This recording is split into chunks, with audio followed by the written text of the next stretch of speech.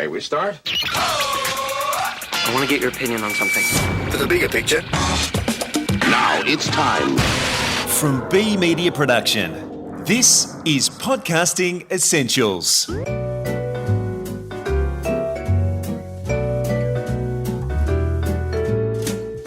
Hi, and welcome to episode 19 of Season 3.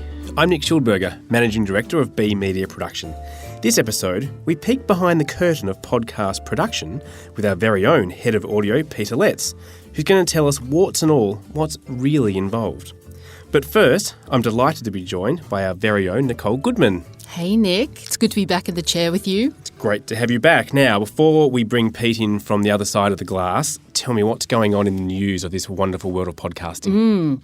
Well, there was a share of audio report out for GFK that The Age put out by Brodie Carmody that showed that 7.3% of Australians are now spending more time listening to podcasts than their owned music collections. So that's digitally downloaded music and CDs, which from my experience bears out because I'm actually listening to a lot less music now that I'm listening to so many podcasts. And people will probably be thinking, but hang on a sec, what about stream content? And yes, stream content is still up around 15% and probably growing quite rapidly. Yep. However, that figure of 7.3% has almost doubled from 3.8% last year for podcasting. So that's the big stat. Yeah, that's the big jump.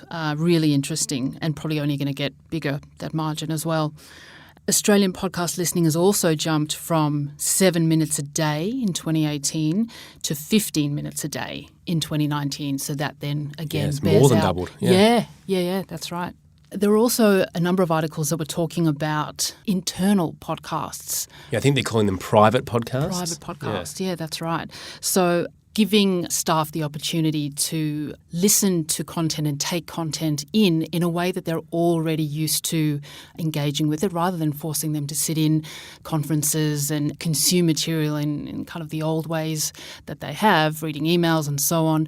Being able to listen on demand or when it suits them in an intimate way is a really good way for businesses to connect personally with their staff, especially if you've got franchises or a number of people in different countries. Yeah, or remote sales teams. Right. There's huge opportunities. Believe it or not, we've been doing this for 20 years. Audio cassette was how we would make, it wasn't called a private podcast, but it was internal communications, we called it. And Pete will be able to tell us more about this later, actually, but because he was here mastering audio cassettes, which we would then duplicate for, an example would be a large bank, and they would distribute those audio cassettes to their staff to bring them up to date on things that were happening internally. Consistent onboarding for HR. I mean, you can have this stuff published. You can actually hear from, especially in a big business, you can hear from people very high in management that might not be able to get one-on-one with every new employee, but to have audio recorded they can listen to as they're being onboarded into a business. It's another really good way of using audio. And also cost saving as well. I mean, if you think about the time and money that companies spend taking people away to off-site conferences or strategy sessions that aren't always fun, this is a really cost-effective way of bringing people on board or up to speed with what's going on in the company. Yeah, we're actually doing exactly that right now for a large pharmaceutical company. We're doing some audio that's being distributed only internally about a couple of programs that they're launching. And they're using audio because they know that a lot of their employees are podcast listeners. And technology has made it so much easier now with intranets and audio on demand on intranets is really simple. We've even, for some clients, built custom podcast apps so they can distribute just to their staff to listen. So it's a secure way, a convenient way of getting messages out. Absolutely. Now, speaking of getting audio out to your audience, let's bring in Peter Letts, our head of audio from the other side of the glass, to the studio. Hello. Hey, Pete. Now, Pete's normally on the other side of the glass recording us and not in here with us, so it's a very rare and exclusive opportunity we have to get Pete in the studio with us. It did happen once earlier this year in episode 4 of this podcast, so if you want to go back and have a listen to some more details around the tips and tricks of how to record a podcast, then there's that option. But today, Nicole, we're going to have a bit of a different look. Today's a slightly different focus. So whilst the barrier to entry for podcasting is low, there's no doubt about that. It can be very low cost, very low production, But that's okay if you're perhaps an indie or a private podcaster. When it comes to brands and businesses, the idea is to present the best of your brand and of yourself. So trying to get high production quality, high production values should always be the goal. So by bringing Pete in, what we're doing is probably going to unmask Pete a little bit as well to understand what's behind all your incredible editing and audio production skills, Pete, that you bring to bear when we do all of our branded podcasts internally. Well, yeah, I've been here for 22 years, employed by the legendary Michael Schildberger back in 1997. We're quite a niche business. We're not quite radio, we're not TV production or anything. It's always been purely the voice. So having dealt with just the spoken word for the past 22 years, you do get a good insight into, what works and what doesn't. And back in the day, we used to distribute our content on cassette tape, as Nick mentioned before. And it was quite expensive and quite difficult to record and duplicate audio. And technology has advanced and, as you mentioned before, Nick, it is quite easy to record audio. But physics haven't changed. So while you can stick an iPhone in front of somebody and do an audio recording, you still need a nice quiet space. If you want a high quality recording, you still need to cut down on that reverberation and all that, the type of things that I mentioned in the previous episode. And it is a reflection on your brand. I just thought of an analogy before. When I came in our entryway here at the studios, I noticed our nice big B Media Production sign at the entry. It's a nice big Perspex sign with polished bolts and it's offset off the wall. Very professional looking. It's the first thing you see when you walk in. That's a reflection on our business. If we had a piece of paper with B Media Productions scribbled and sticky taped on the front door, well, people walking in, it's cheap, it's very unprofessional, and it's the same as audio. If you're a brand and you're creating some audio content, if it sounds like it's recorded on an iPhone and it's extremely rough around the edges and it's cheap sounding, well, that's a reflection on you. What about those people that say, but that's authentic, Pete? That's quite a selfish outlook on the audio because you're making it about yourself. You always need to be thinking of the audience. The audience doesn't want to sit through you trying to come up with the word and you're sitting there, hang on, no, that's not, If you can tidy up that audio and make it as professional as possible. No, but that's conversational, Pete. Yeah, I know. I hear that so often. And there are ways to be conversational and authentic without subjecting the audience to, hours of content that could be cut out to make it a much better product. Yeah, I had my tongue firmly placed in my cheek as I was making those comments for those that can't see me. But that is what we hear as well. We hear people say that podcasting can be more relaxed and conversational and authentic. But I think what you said about respecting the listener is really important. And we've talked about that before, about keeping your episodes only as long as they need to be. And a lot of that comes down to editing out the bits that are not required, the fluff and what I'm doing now, the rambling. But that takes skill, doesn't it, Pete? Yeah, it's recognising that making good audio is a very difficult task. And it is a specific skill set. There's obviously journalism skills. You need to be a good writer and you need to be a great interviewer. There's so much to think about acoustically and also in terms of the gain structure on your recording device, microphone technique, and while you're monitoring your audio, listening to the actual content itself. Something else, Pete, that I guess stands us apart from a brand trying to do a podcast themselves is our facilities. Obviously, high-tech editing facilities, this booth we're sitting in here today, but that also extends to other things that we can do. Yeah, well, the quality of capturing our audio the best way we can has always been a priority, and a lot of the talent that we record are interstate, regional areas all around the country, and we've had a long-standing relationship with the ABC. So many times a week for external talent, we'll ask them to head to an ABC studio, the TARDIS booths, as they refer to them, and we will link to them via our codec, purely because it sounds like they're in the room with us. Yeah, and something that the businesses aren't going to set up themselves. That's why the majority of podcasts that require interviews to be done from different locations use Skype or Zoom or something like that, which is, it can work, but we always strive for the best quality first. If we can't get people into studios, then we look for alternatives. But it's always nice to at least have the option to do something from studio to studio. And we've also had high-profile talent on our programs over the years. We've interviewed prime ministers and politicians, so it's just keeping it professional. And just to finish, Pete, on the technical part of your job, at the end of the post-production process is the mastering. And again, that's another area where your skill and knowledge come into play. Yeah, during the mastering process for all our programs and our clients' programs, everything is mastered to the Audio Engineering Society's recommendation for loudness of audio streaming and network file playback.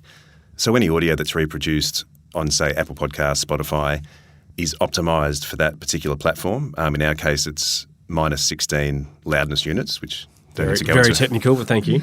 But it just means that a lot of those platforms, if your content is mastered very high in level, for example, with little dynamic range, by the time it's reproduced for the audience, on many platforms it gets attenuated to the specs of the hosting platform. So you're not really getting any benefit from trying to make your podcast louder. This indicates even more that this is really a technical process. There's a lot of stuff that goes on in the background that when you're creating content, you're just not thinking about. Well, remind me, Pete, what year did this business go from tape to digital? We were actually digitally editing in the mid-90s. We were still mastering our content to quarter-inch tape, obviously because of cassette. So even into the 2000s, we were still creating cassettes for some hangers-on. That's 20 plus years of experience in digital audio editing that you can't expect someone to have that level of skill. That's the point I'm trying to make here. You can't produce the kind of audio that B Media Production produces if you haven't learned the skills as an expert over many years. And actually, it's not up to the brand, it's not up to the business to have these skills. They shouldn't have these skills. Their business is doing whatever their industry, whatever their brand requires them to be doing. The skill and the focus that we have on podcasting is the same skill and focus that they put into their particular business. And what I would say in that case is, don't worry, brands, let us take on that part of the process for you. We know podcasting, we know audio inside out. There's a lot more time, a lot more effort, and a lot more skill involved than what may seem apparent from a bird's eye view. But it doesn't mean don't get involved. Some of our podcasts that we produce in collaboration with brands, we've got some great partnerships with the content and communication teams within businesses that are great at writing content. They're good on the strategy. They know what kind of messages they want to get across, but they don't want to sit down there and try and work out how to do the EQ and the mastering and all that. Brands don't have to come to us for an end-to-end podcast creation experience. They can if they want. But. No, they absolutely can. Absolutely. And that's probably where we shine. But at any point in that process, if they've written a fantastic script or they've got something ready to go or they just need, superb editing, we can absolutely take that on too. So that's one of our strengths too, is that we're open at any stage of the podcasting process.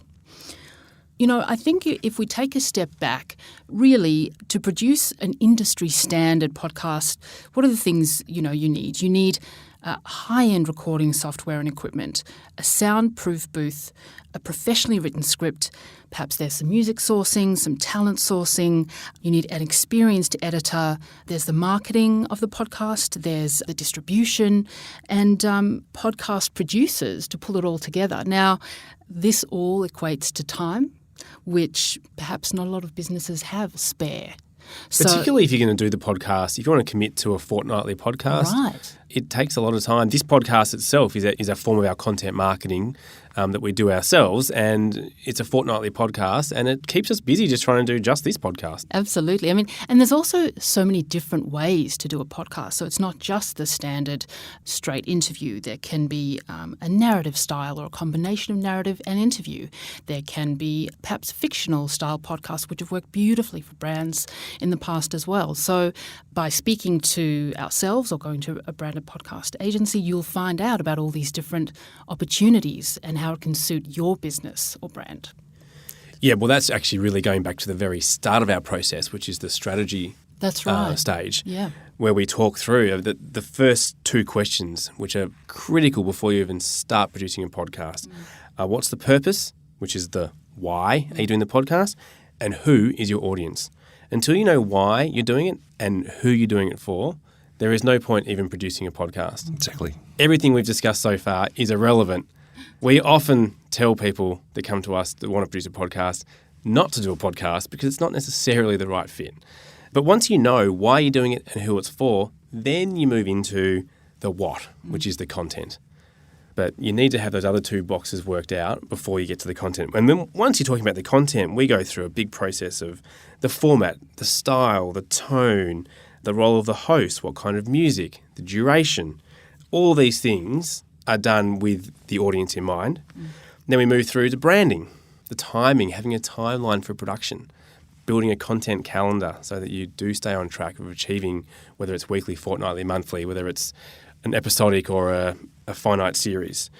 Then the production part, which is normally the part that we look after, which is the pre-production, the production and the post-production, and where Pete and his team shine. And then the last part, which is often the overlooked part, and we've discussed a little bit in recent episodes, which is the distribution and amplification. Because if you don't tell people about your podcast, then you're not going to have an audience. So it's a big process. We can spend 5 or 6 hours in a workshop style just putting that strategy together. And that in itself is a commitment from a business. To have 2 or 3 key people in a room for 5 or 6 hours is the first investment. And then it just, everything from that point forward is more time and effort involved in producing a high quality podcast. Yeah, that's right.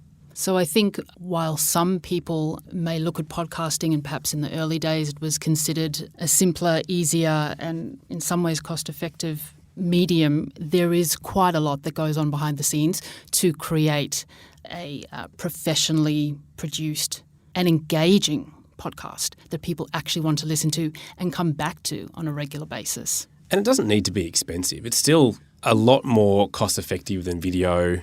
Than TV, radio, outdoor, absolutely. So you can actually test in this environment. It's great for businesses that don't have big budgets. Test out the space, why not? The other thing to say too is consumers are becoming a lot more savvy, listeners are becoming a lot more savvy in the way they consume podcasts. With the rise of podcast listening, they're expecting broadcast, professional quality. So again, you can start the podcast yourself. You can bring it internally because it is a low barrier to entry. But you really need to meet your listeners' expectations, your audience's expectations, and just keep that in mind when thinking about starting a podcast or considering one for your brand. Yeah, the turn-off rate in the first 30 seconds if the audio quality is not up to scratch is pretty high. Oh, yeah. And that's thanks to the likes of the ABC and big overseas publishers like Wondery and Gimlet and Pacific Content that are making really, really high-quality podcasts, which is terrific. Well, Pete, thanks so much for stepping through the looking glass with us for this episode. We know how much you love getting in front of the microphone. I got no sleep last night. I've been so excited. Now, podcasting for lots of people is still a real mystery. So to pull back the veil and explore the professional side of the medium has been such a treat for us, and I hope it has been for your listening pleasure right now. Thank you also, Nicole, for joining us. My pleasure. Thank you, Nick. And that's it for this episode of Podcasting Essentials. And for more about us at B Media Production or how we can help you create a full podcast or an audio strategy, you can go to be.com.au. From all of us at B Media Production, thanks so much for listening.